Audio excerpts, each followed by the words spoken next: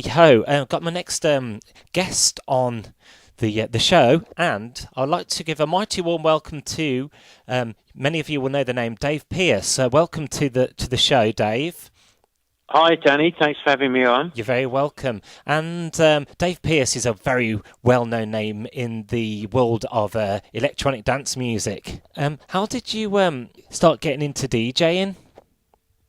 Well, when I got into DJing was a long, long time ago, as you can probably imagine, because everyone, people get into music when they're very young. So when I was about 14 or 15, I used to be the person who was hanging around the local record store, and I used to love collecting records. And then people, when you're like a teenager, people start having house parties and stuff, and then people asked me if I could DJ at their parties, mainly because I had the big record collection, I think, really, to be honest. And then, but I just kind of fell into that, and I really enjoyed doing that. And then, I actually thought after a while, I wasn't, very good at school or anything like that. And I actually thought, this is something that I'd really like to do. So, I kind of got into it that way, really, from just being a music enthusiast and then, doing little gigs and stuff. And so you followed your dreams. It's a great craft to have, that, doing something you enjoy. Yeah, I always loved music, as I said. But so when I started out DJing, obviously, was just doing tiny little, youth clubs, house parties, before I got to do my first club shows. But I also, my other dream job at the time, I was very lucky, is the record shop I used to hang around at. I ended up working there, so from the bottom up, and then I became the buyer for their dance music and stuff. So it gave me access to all the great records. But sure. Yeah, I think, if you're really passionate about something, it's great to, try and pursue it. And, I've been very lucky to be able to do, a lot of things that I enjoy doing. Wonderful. And did you grow up a lot on 80s electronic music? I noticed somewhere you were a fan of like Gary Newman's records. Yeah, exactly. There was so many, when I was a kid, all that synth music was coming through. So you had acts like Heaven 17, Orchestral Maneuvers in the Dark, and Gary Newman, who you just mentioned, who, they just made these new sounds that you'd never really heard before. And obviously it was Kraftwerk in Europe and people like that. Giorgio Moroder and all those kind of guys, Jean-Michel Jarre and stuff like that.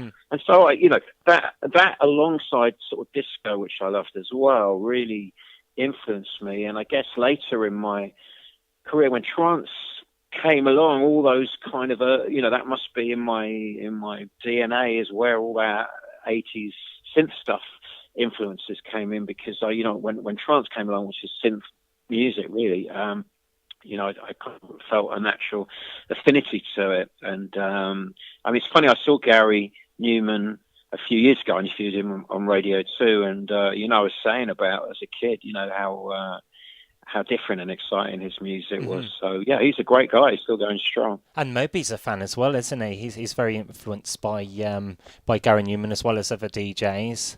Yes, he is. Yeah, Gary influenced a lot of people. I also got involved in hip hop music in the early days of that, and Gary's tracks were actually being played in New York by people like Afrika Bambaataa, before he really cut through. So he was kind of a very influential artist. In some ways, he was more recognised abroad than he was in the UK at the time, because the music press were a bit snobby about him. And now, of course, he's regarded as a legend. But how in Britain people like to knock everyone. So at the time, he wasn't getting the best press here that he was in America. And moving on, you made your name on BBC Radio 1 with your Sunday night dance anthems. Do you still look back on the Sunday nights with fond memories? Yes, I do. I really enjoyed doing that show. It was something that, really kind of helped break me nationally. Before that, I'd been on, Kiss in London, doing breakfast and stuff like that, and I joined Radio 1, and I had this idea for the show because back in those days, which was about 1997, on Sundays, all the TV, if you remember, was all like, not knocking it, but like all religious programs and stuff like that. There was nothing really on after the chart. It was already like they had like some boring documentary on or something. And it just felt like there wasn't really anything going on. And, I remember as a kid that, Sunday nights being a bit bored, you're doing your homework, you want something as a bit of company, or if you'd been out partying, it felt a bit flat before Monday. So it was a perfect time for the show. And the idea was to really present all the big records that were happening in the clubs at the moment, and then also look back at some of the great classics as well. So a real mixture of like kind of future anthems, if you like, and then classics as well, which is why I think it kind of worked really. Brilliant. And you've got a new album out. It celebrates the last, say, 20, 30 years of music. Yeah, I've got a new album out which is called Dance Anthems, and it really celebrates some of the big records that I helped break through the Radio 1 show. So, it's been great fun putting that album together, and it's available on CD as well as download. So the first CD is all house music, like Dave Morales, Needing You, and Planet Funk and Chase the Sun, Eric Prydz, and, records that were really, really big for me on the show. And then CD2, we go back a bit further into my rave days a little bit as well. We've got K-Class, Rhythm is a Mystery, and Awesome We Don't Go. And then we've got Chemical Brothers, Block Rocking Beats, which was a massive tune for me back in the day. And then CD3 is Trance, which obviously a lot of people know me for. Everything from Tiesto to Zombie Nation to Paul Oakenfold, Southern Sun. So it kind of really reflects what you'd have heard on that show, what you'd have heard if you come to see me at festivals or in clubs around the UK or in Ibiza. Yeah. And it's all mixed down as well. It blends into each track. Yeah, it's a mixed album. I actually recorded the album. I started off on it, doing it at home, and then I went to a studio in London. So it's done as a mix. So the idea is that, you could play it at a party or at home, and the music keeps going, and it's as if I was playing it in a club, really. So, yeah, it's been great fun. We really, really enjoyed mixing the album. And, it's weird because I did it during the day. Now, obviously, normally when you're DJing, it's at night. But, 3 o'clock in the afternoon, we were dancing away in the studio. So hopefully, I think it'll be a nice gift for people that like dance music. If you're trying to think of getting something for your partner or friend or your dad or someone that loves dance music, I've tried to put like so many big records on there that people will know. So it's a nice little stocking filler just in time for Christmas. Yeah, exactly. Yeah, it's a good time of year, when you're thinking of what to get somebody. And I think the great thing about music is it evokes so many great memories for people. There's lots of records on there that, for me, bring back personal memories, like Dave Morales, Needing You. I remember being in America, and his manager gave me an acetate, which was like this, like one-off recording of the track, and said, "Oh, we've done this. What do you think?" And I got it when I landed back in London. I played it. I was like, "Oh my gosh, this is really good." So I played it on Radio 1 that weekend. Of course, that went on. It got signed to Universal, became a big hit. So there's got some records on there with personal memories for me, and which is really nice. Yeah, and I've whittled down 3 trance anthems, and wanted to ask which one out of the 3 would you pick as your favourite? I know there's so many.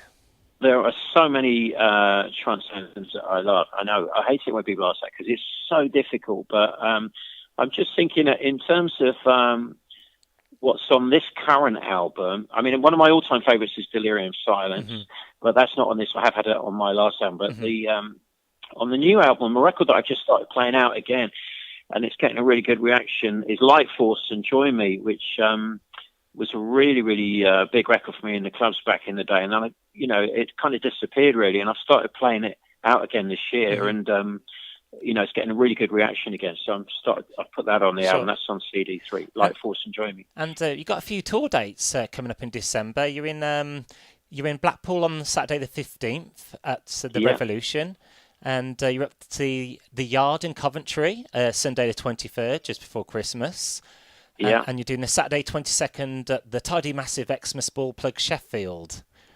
Yeah, that should be a mad one. The Tidy Boys, I've known for a long time. Obviously, they're hard house DJs, but I did a season in Ibiza with them where I was playing trance and they were playing hard house, and we got on really, really well. So it's nice to be asked to their Tidy Christmas Ball, which if anyone can get along to Sheffield at Plug on the 22nd of December, they're quite infamous, their party. So I think it'll be a really, really big night, that one, and likely to sell out, but should be a lot of fun. And with the rise of digital technology now, MP3s kind of like taken over the vinyls.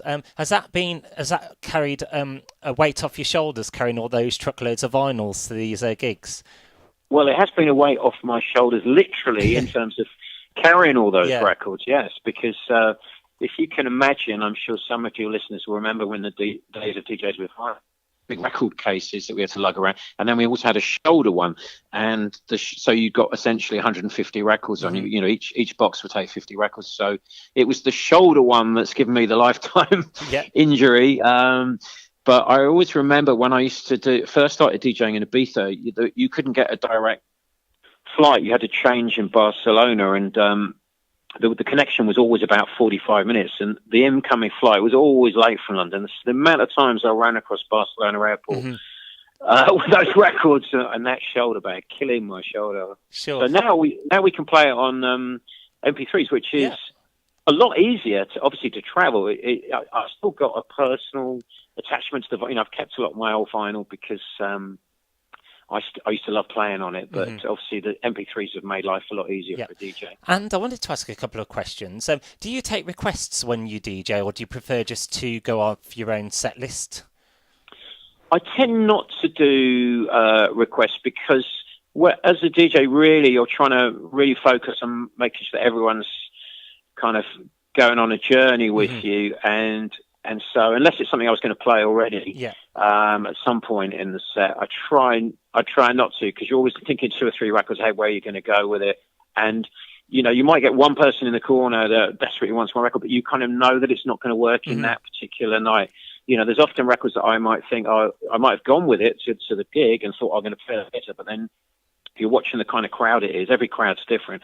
You think, well, actually, that wouldn't work in here tonight. This is a better way to go. So that's why it's usually, or maybe someone will ask for a record that would have worked earlier in the set, but it's not going to work as you're building to the crescendo. So, building a set is all about building, ups and downs and peaks and troughs. So, you have to kind of be quite careful the way you program it. And over the years, have you suffered from any form of hearing loss? Have you noticed a difference from your hearing now as you have, say, when you first started?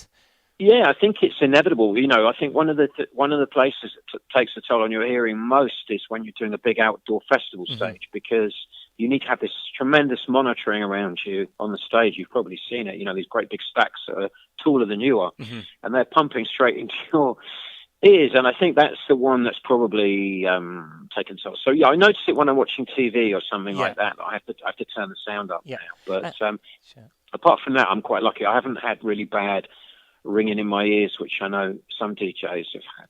Yeah. And over the years, we have lost some legends of dance music, like Robert Miles and Avicii and Guru Josh Project, Mark Spoon, Tony DeVite, Frankie Knuckles. Why do you think some DJs kind of pass away prematurely? Well, I don't know. I mean, obviously, those people have passed from different illnesses. Frankie had a diabetes-related disease. Guru Josh had cancer. Avicii, unfortunately, sadly took his own life. So it does take a toll on your health. There's no doubt about it. In fact, this year I was touring really, really heavily, and I got that virus, which probably a lot of people listening to this have had. But I kept touring through it, and it took me about 2 months to get rid of it. So sometimes you have to listen to your body, but it can be quite a relentless in terms of hours. And what people forget, obviously, particularly if you're touring abroad, is say when I was doing Ibiza, you might play DJ between 3 and 6 in the morning, but then often you might have a flight back to the next place at 10 in the morning. So you're only getting like an hour's sleep or something, and then maybe an hour on the plane. But you add that up over a whole summer, and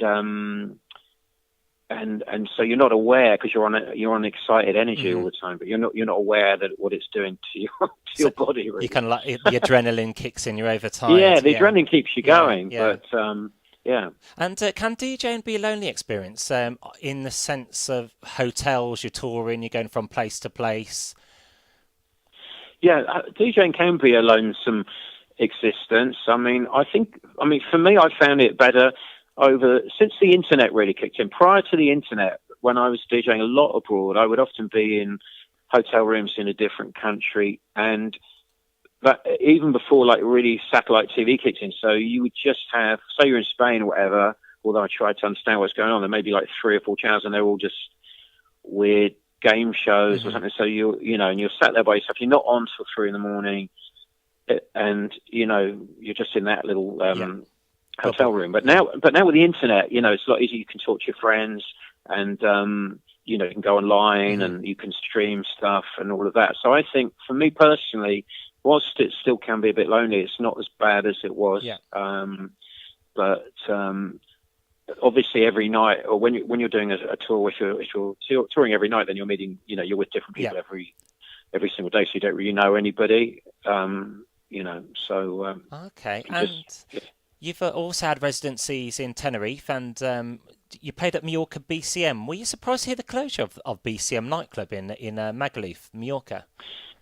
Yeah, I mean, I did BCM. I was a BCM resident for over 15 years, and so I had so many great times there, right from the early days to the last season I did was with Calvin Harris and Nicky Romero and all those guys, Steve Aoki and all of that, and I got to play with all those guys, which was brilliant. And then, unfortunately, it's quite a complicated issue as to why, but basically the club was shut due to some issues with the owner and the authorities and what have you. And that was a landmark venue in Magaluf, because a 4,000 capacity club, and actually one of the biggest clubs in Europe, and regularly voted top 10 club in the world. But the good news is it did reopen this year, so it had a year of being closed, and it is coming back. But yeah, I mean, it's always sad when you see a club close, and especially somewhere that was such a kind of key part of the resort as well. Yeah, and finally, got one more question for you. Have you had any embarrassing or awkward moments being a DJ doing a live set? Well, I remember there's been a couple really. I remember one where I was actually doing a live Radio 1 show in a club in Nottingham, and I think Lisa Lashes was DJing. I mean, I was absolutely dying to go to the loo. So I had the choice of weeing in a pint glass in front of 3,000 people, and hoping nobody would notice, or trying to run to the toilet. But and I said to Lisa, I'm going to run for the toilet, but I'm not sure I'll make it back in time for the end of the record. And the record that I would put on was Delirium Silence, and I put that on because it's 12 minutes long, and I thought, well, I should make it back in time. But because it was this big show, which was also going out live on Radio 1, everyone kept stopping me all the time.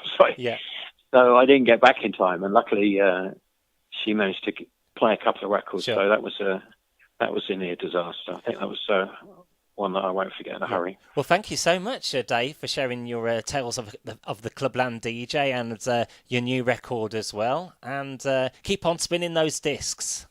Okay, thanks for having me on, and look out for the album. It'll be out this weekend. Thank you. And it's Friday the 16th of November. Is that correct, the new album? Yeah, it's out tomorrow, the 16th of November. Great stuff. Thank you, Dave Pearce, special guest on today's Danny Sun Radio Show. Thanks a million.